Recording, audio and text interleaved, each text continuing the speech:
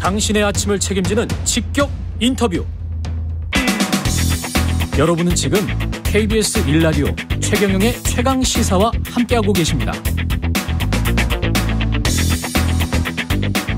네, 국민의힘 전당대회 당권주자들 보수의 심장으로 불리는 대구 지역에서 정통 보수 지지층을 향한 막바지 당심 호소를 했습니다. 당대표 최고위원 후보 한 분씩 만나보고 있습니다.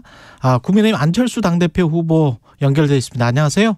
네, 안녕하십니까. 예, 어제 대구에 계셨다가 올라오셨습니까? 아니면 1박을 거기서? 아직 대구입니다. 예, 대구시군요. 예. 네. 어떠셨어요? 정말 강한 지지를 느꼈습니다.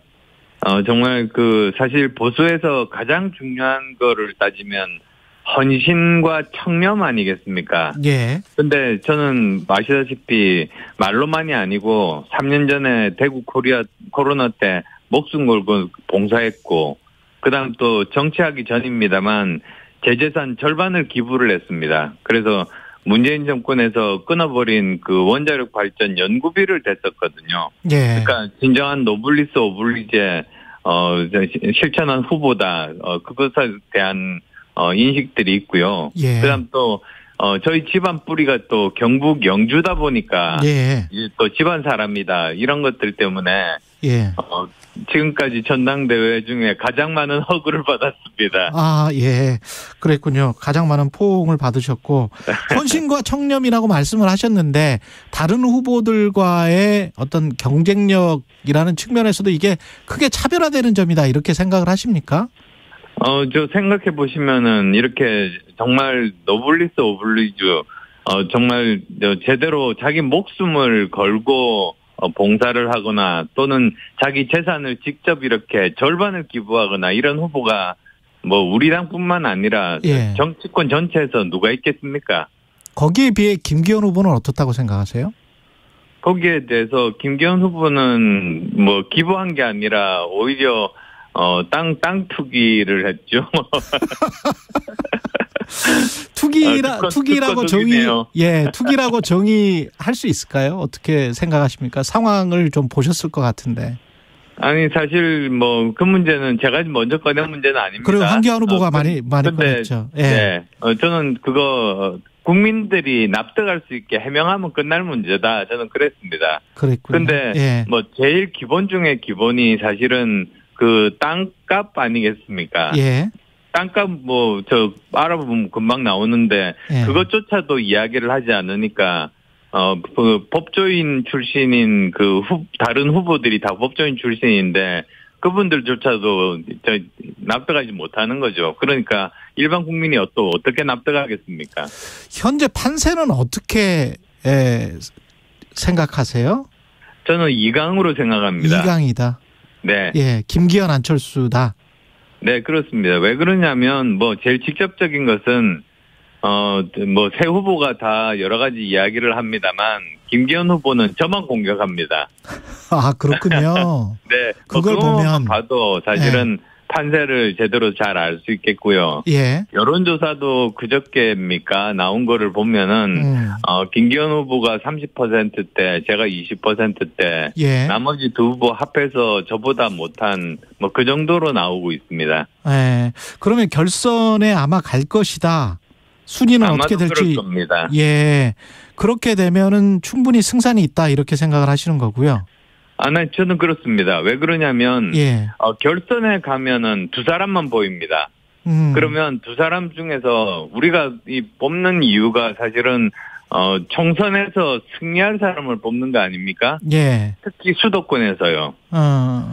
왜 그러냐면 수도권 121석 중에서 17석밖에 못 이겼기 때문에 우리가 115석으로 쪼그라들었거든요. 예. 그래서 이번에는 수도권에서 이길 후보가 누구냐? 수도권에서 한 사람이라도 더 당선시킬 후보가 누구냐? 근데 수도권 같으면은 직접 민심도 잘 알고 여러 번 선거 치러보고 특히 중도나 2030 표심을 가지고 있는 사람이 이길 수 있는데 사실 그건 저밖에 없는 거죠. 그리고 또 하나 더 보탠다면 지금까지 우리 선거에서 계속 공천 파동 때문에 졌습니다. 예. 근데 공천 파동은 친세를 진 사람이 많은 사람들이 결국은 친세 진 사람들 때문에 그 사람들 꽂아 넣느라고 공천 파동을 하게 되거든요. 예. 지금 보시면 누가 신세진 후보인지 뭐 뻔하지 않습니까? 계속 이렇게 여러 사람들 연대하는 방식으로 하는 김기현 후보가 신세를 계속 쥐고 있으니까 공천 파동의 그 확률이 훨씬 더 높아지는 거죠. 저는 전혀 그런 게 없는데요. 아, 그래요? 근데 안철수 후보가 대표가 되시면 혹시 만약에 대통령실에서 공천과 관련해서 뭐 꽂아 놓는 것까지는 아니라고 할지라도 어떤 의견을 제시하면서 이게 대립돼서 혹시 공천 파동이 일어날 수도 있지 않을까요? 저는 시스템 공천을 할 겁니다. 예. 시스템 공천이라는 거는 지금 현재 당원 당규가 아직 고쳐지지 않고 있습니다. 2020년에 그 폭망했던 그 규정 그대로인데요. 예. 그걸 바꿔서 특정한 사람들이 임의로 이렇게 후보를 바꾸고 그런 것을 못하게 할 겁니다. 예를 들자면, 예. 그 비례대표 선정할 때 마음대로 아닙니까? 1번 했다가 40번 했다가. 예. 이런 것들을, 당원들 충분한 10,000명 이상의 당원들을, 무작위로 추첨해서 모집한 다음에 이분들이 순위 투표를 하게 되면, 그러면 누가 거기에 대해서 조작할거나 그럴 가능성이 없어지는 거죠. 예. 수도권 선거를 강조를 많이 하셨는데 내년 총선에서 네. 어제 대구 경북 지역에서 합동연설을 통해서 강조하셨던 부분도 민주당 총선은 이재명 대표가 아닌 다른 인물이 나와서 치를 것이다. 예. 새로운 인물에 맞설 여당 대표로 본인이 적합하다. 그러면 민주당 쪽에서는 이 체제가 이제 유지가 안 되고 다른 인물 비상대책위원회가 나올 수밖에 없다. 뭐 이런 생각이신 거네요, 지금? 예, 그러니까 사실 저는 벌써 예전부터 그랬습니다. 예. 2주 전인데요.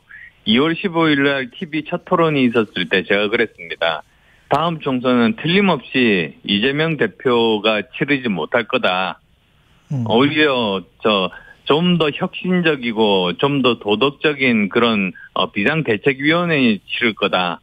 그래서 뭐 예를 들자면 여러 사람들이 있습니다만, 그런 사람들이 왔을 때, 과연 김기현 대표가 된다고 한다면, 그 사람들을 이길 수 있겠는가. 예를 들면, 김부겸 전 총리만 하더라도, 예. 김기현 대표가 1대1로 붙어서 이길 수는 없는 상대라고 저는 봅니다. 그래서 저는, 그 사람들과 싸워서 붙어서, 도덕적으로도, 그리고 또 혁신적으로도 이길 수 있는 사람은 저밖에 없다. 그렇게 생각합니다. 만약에 비대위원장이 대구 출신의 전 총리였던 김부겸이 오면 그러면 어떡할 거냐. 아무래도 안철수가 제일 합당하다. 뭐 이런 말씀이시네요. 네, 그렇습니다. 예. 알겠습니다. 근데 김기현 후보는 나경원 지금 잠깐 언급은 하셨습니다만 나경원 전 의원, 윤상현 뭐 이렇게 하면서 뭔가 굳히기 전략으로 가는 것 같은데 조금 두렵지 않으세요? 그런 것들이? 전혀 그렇지 않습니다. 오히려 사실 나경원 후보가 과연 정말 진심으로 그렇게 이기기를 바라서 연대를 했는가? 그렇지 않지 않습니까? 정말 집단 린치를 당하고 강제로 전당대회에서 사실 퇴출된 거죠. 그걸 본 나경원 지지자분들, 진심으로 나경원 의원 좋아하시는 분들은 지금 분노를 하고 계십니다. 예. 그리고 어제도 이렇게 표정도 보면은 억지로 끌고 나온 것처럼 보이고요. 예. 윤상현 의원 같은 경우는 본인은 연대하지 않겠다고 했는데 중립을 지켰는데도 그런데도 계속 팔고 있거든요. 예. 그래서 도대체 이게 일종의 어떤 분이 좀 초보긴 합니다만 공갈연대라는 말도 씁니다. 공갈연대. 예, 공갈연대, 공갈지지. 그러니까 처음에는 스포츠 스타들 시즌 1, 그 다음에 또 나경원 대표 시즌 2, 그 다음에 윤상현 의원 바른정당 당협위원장 출신들이라고 그것도 거짓말로 밝혀졌습니다만 그것도 시즌 3, 윤상현 시즌 4. 이 중에서 사실인 게 거의 없지 않습니까? 그럼 아까 말씀하시는데 공갈연대다. 이런 표현들이 시중에 나돌고 있습니다.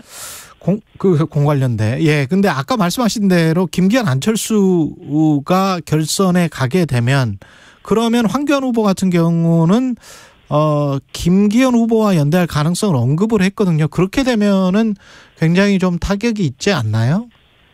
저는 꼭 그럴 거라고 생각하지 않습니다. 그래요? 오히려 예. 지금 현재 도덕적인 문제들을 여러 가지로 지적을 황교안 후보께서 제일 열심히 하시지 않습니까? 그리고 또 새로운 증거들을 거의 매일 내고 계십니다. 정말 검사 출신이라는 거 이번에 보고 실감을 많이 했습니다. 예. 근데 그런 도덕적인 결함이 있으면 선거에서 질 수밖에 없는데 과연 지는 쪽을 택하겠는가? 저는 지지자분들도 이제는 많이 돌아섰을 거라고 봅니다. 그래서 예. 오히려 그 결선 투표를 가게 되면 천하람 후보 지지자나 또는 황교안 후보님 지지자분들이 저를 선택하시는 것이 총선에서 이길 수 있는 유일한 길이다. 그렇게 생각하실 겁니다. 그리고 이제 김기현 후보가 후보님을 공격하는 포인트 중에 하나가 민주당과 네거티브 콜라보를 하고 있는 것 같다. 뭐 이런 이야기. 민주당 DNA가 뭐 있는 것 같다. 뭐 이런 이야기는 어떻게 보세요? 아니요, 오히려 겨우 저를 공격하는 게 겨우 찾은 뭐 하나가 민주당에 잠시 있었다는 건데요. 예. 오히려 저는 그 경험 때문에 민주당을 너무나 잘 알게 됐습니다. 그래서 제가 윤석열 후보와 단일화해서 정권교체한 겁니다. 예. 사실 제가 단일화를 하지 않았으면 정말 100% 단일화가 안 됐을 거 정권교체가 안 됐을 거 아닙니까? 예. 그래서 그 경험이 결국은 정권교체를 이루었다. 저는 그렇게 말씀드리고요. 예. 좀 더 말씀드리면 사실 최재형 의원 같은 경우 문정부에서 감사원장 임명받으셨고 지금 윤 대통령님 같은 경우도 검찰총장으로 임명받으셨는데 그분들이 민주당 DNA 있다고 말 안 하지 않습니까?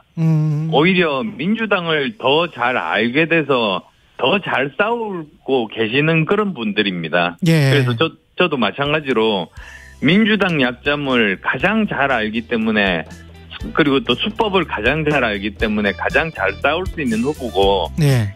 김기현 후보는 울산에서만 뭐 민주당하고 싸운 그런 것도 없죠. 네. 경험이 없으니까 알겠습니다. 제대로 안 될 겁니다. 여기까지 듣겠습니다. 국민의힘 안철수 당대표 후보였습니다. 고맙습니다. 네, 고맙습니다. 회사의 가장 중요한 게